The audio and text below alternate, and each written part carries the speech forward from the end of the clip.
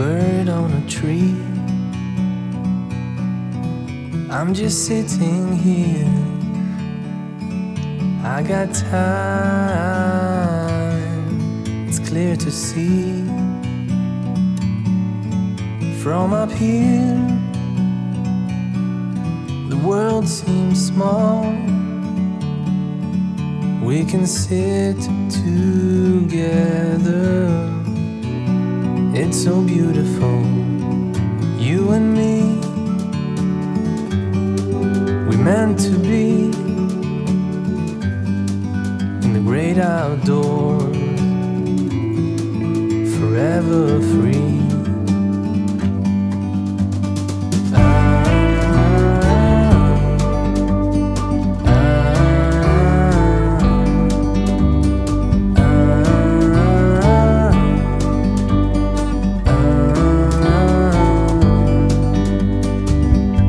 Sometimes you need to go and take a step back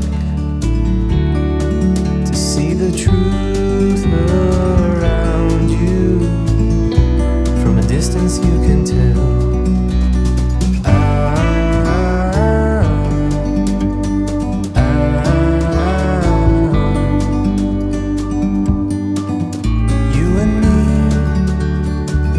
Welcome back to the channel, everyone. Hope you're having a blessed and wonderful day. Today we are milling up a pecan log, and we had some at the beginning of this video, just some pictures. Last night I did a couple cuts and just threw some water on it, and it had some interesting figure all through it. So I got a bunch of pecan logs over here, and they say the longer you wait, the harder it is to mill. So I really don't have a lot of time for it at the moment, but I'm going to try to get some of these pecan logs and get them milled. I'm at least going to get this one milled today, and I'm going to try to video it. And I'm glad you can join us. And you know, I've been working on getting the kiln fill, and I think I got pretty much for the moment everything that needs to be in there. Maybe I'll take a quick video shot of what we got in the kiln.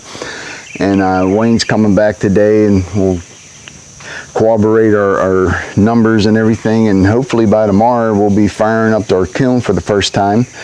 And I kind of have a plan. I don't know if it's going to work, because if you could see over here, I took some of the 1-bys, because what I got in the kiln right now is ash, cedar, and some cherry.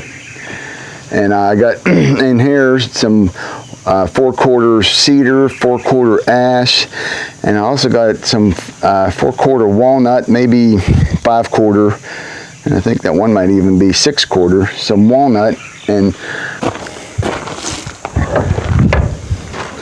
so over here I got some big ash slabs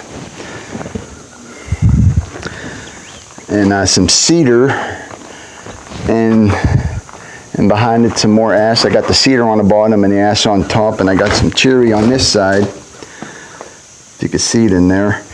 And it's, you know, there's a lot of calculating going on. I'm trying to, once again, let's see, the best lighting is that ain't pretty bright. Well, I don't know, I'm having issues here with my sound. So it's a lot of calculating going on with the thickness of the lumber, the moisture content, and the different species. And you just can't grabbing slabs and throwing them in there to start drying. When it really takes a calculated effort. I call it became an advanced calculus problem. I was a math major in college, but I forgot probably everything I learned. And so trying to figure out the content, and the best solution, and it probably may even be the best combination, but with the cedar and the ash putting together, because they were the most dry, and the best I have on hand, because the walnut that I've been milling is still upper 20 percentage moisture. That last ash slab was at over 30%, and then I got a bunch of these 4/4 that are probably, you know, run down to between 12 and 14%. So what I was thinking is putting these slabs in there. The kiln's not totally full, it's about 60% full. maybe 65%. And then run this until we get this moisture content in these slabs down to a particular low level, and then at that point stop it off and then take some of those 4/4, whether ash, cedar, and maybe if we could even throw some walnut at that point, I'm not sure, and put that in there to top it off and to finish it off. And then once everything's dry, because these 4/4 won't take nearly as long to finish drying, and then we'll hit it at 150 degrees for 24 hours or so to sterilize it and hopefully have a finished product. But we're gonna try to verify if that's the plan. I talked with Wayne. He doesn't know my thought process yet, because he's been at his son's wedding over the weekend. So tonight we'll corroborate all our efforts and maybe call Niles and see if they confirm that this is, you know, somewhat doable, because it's really the only options we kind of have with just just all the variables involved. So there's our first load. I'm hoping it'll be fired up tomorrow, and it shouldn't take a couple weeks to dry. So, you know, progress is being made, problems somewhat being solved. I'm back in college with calculus. I'm gonna shut this door here. So let's get over to this pecan log. I tested this thing yesterday, and I don't know if the tester was wrong, but it said 99.9% moisture. So that's a lot. So it should be interesting, but I'm gonna mill this probably at 6/4. And you know, now you really got to think ahead with the future loads of how you want to do this. I'd like to get some 6/4 boards, and then maybe either 8/4 or 9/4. But we got this log we're going to mill, and I want to show one little tidbit before we go, because I find it interesting. Once again, get the good lighting. I find it interesting that, you know, as I was working here and I've been doing some ash, I had an ash log here that I had to cut off at the end, and I can't remember why, but I had to for some reason, and I just put the log over here, and for the last couple of weeks it's been growing turkey tail mushrooms. And turkey tail mushrooms is a highly medicinal mushrooms, and it's actually good for cancers, and it's great for chemotherapy. It helps build your immune system, but it also, you know, overall it helps also to just build your immune system if you don't have cancer. And I find out that it's also great for cardiovascular, where it deals with cholesterol, and it helps also with your stomach and digestion, and that it's also got slight antibacteria and antiviral properties in it. And I'm like, well, this thing could have been good for my Ehrlichia, and I knew this was here for quite a few weeks, but I'd just been so busy and just kind of a little overwhelmed with everything that's going on. I've been wanting to harvest it, and I haven't really got to harvest it, and then I wanted to film it like I am now, and I'm going to show you a picture of it, but it's starting to get past its prime, so I might have missed my opportunity. You know, you always got to take time to take care of your health, but I've been a little over-consumed to even focus on that, and well, that's not helping me in the long run. But here's turkey tail mushroom on an ash log. Even this another ash log that I'm going to be doing sometime in the future has got some over here. But here's turkey tail mushroom, and the way you could tell, let me pick one off here. Where's the camera? You know, it kind of resembles sort of a turkey tail. Now these come in sort of different colors, and how you could tell it's a turkey tail, there's a false turkey tail and other things, is, you know, you got that, you can see the white edge around it. There we go, a little more in focus. But you want to turn it around and make sure it's white on the back, and then it's polypore. If it's got a bunch of little pores, which I have no idea if you could see that. I don't know if getting it closer is going to put it in focus or not, but it's got a bunch of little pores in it, which is a polypore. And on the front, you know, it needs to be a little velvet, some hair-like on it, and this got the velvet texture. It's supposed to be sort of, well, see, it's kind of cracking because it's old, but when it's in its prime, you know, it's sort of pliable, and and you could squeeze it together. So it's got all the characteristics so you know that it's a turkey tail. And I find it interesting that it was growing on the ash. I mentioned earlier, but the ash morel mushrooms like to grow under ash trees. But it's a nice surprise that all these turkey tails grew on it, and they still may be good to harvest. They're getting a little hard, and I think there's some softer ones down at the bottom end, so I may harvest some and make a tincture out of them. What you do is you would probably take either 80 proof, I gotta get the numbers on this, 80 proof or 90 proof or 100 proof, between 80 and 100 proof vodka, and you could fill this maybe a mason jar, whether you got a pint size, a half pint, or quart or whatever, and then you would fill it all the way, you know, sort of close to the top, and then put the vodka on it and let it sit for a couple of weeks. You know, the longer the better, but you don't have to be too long. And you know, it's not for a party or anything. You just take a tincture and put a few drops underneath your tongue. Another way is you make a tea out of it.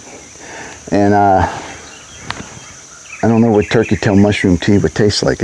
You wouldn't think it tastes that great, but we'll probably make a tincture out of it and put a few drops under the tongue and for a couple of times a day, and that can help boost the immune system and has a whole lot of great benefits. But turkey tail mushrooms on the ash log, that's an interesting. Wasn't expecting that, but you know, nature, the way the Lord makes things, he has a way. He produced the herbs, and even in the scriptures it talks about the leaves of the trees are for the healing of the body and even the healing of the nations. So there's some wisdom in the land that's been given as a provision for us, and on top of modern medicine. So anyways, let's get a milling.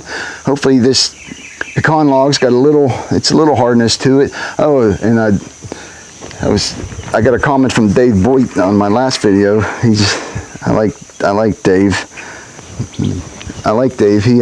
But he was seeing that there was you know, just some blade marks as you go through, and he was like asking me to check to make sure that the drive belt was tight, and sure enough it was sort of loose, because that log was a very hard log to mill, and you know, it's good to know that it was just part of it was a loose belt. So I tightened up the belt, and I got a resharpened blade, and even milling this, so it's still, it struggled a little, but you know, the pecan log is a hard log, especially these. I don't know, these things been sitting here for a month or so.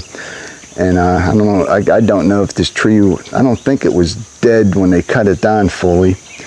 But anyways, so we're just going to mill this up. I appreciate Dave's comment and helping me out. It's always good to have a good mechanic. I am not a good mechanic. I just never learned mechanics. I wish I did. And so it's helped for someone who's got that knowledge to help a younger sawyer to, you know, give them some tidbits and help them on the way. So I appreciate that, Dave. Thank you. I tightened the belt up, and it has made a little bit of a difference. So thank you very much. All right, let's get milling some lumber.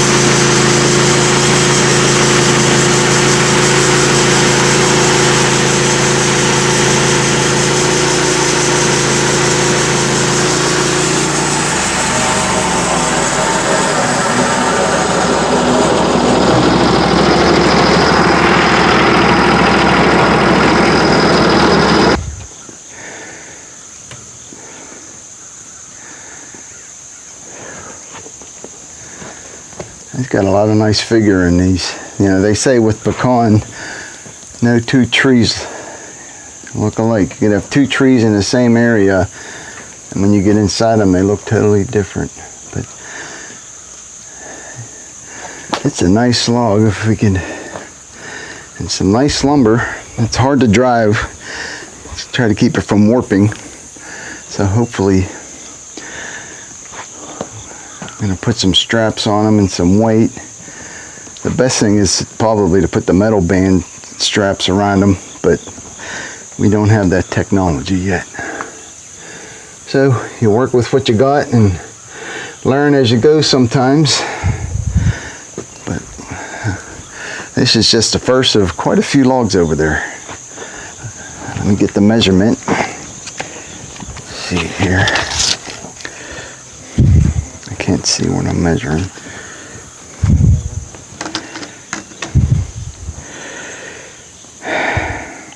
See, about 16 inches there.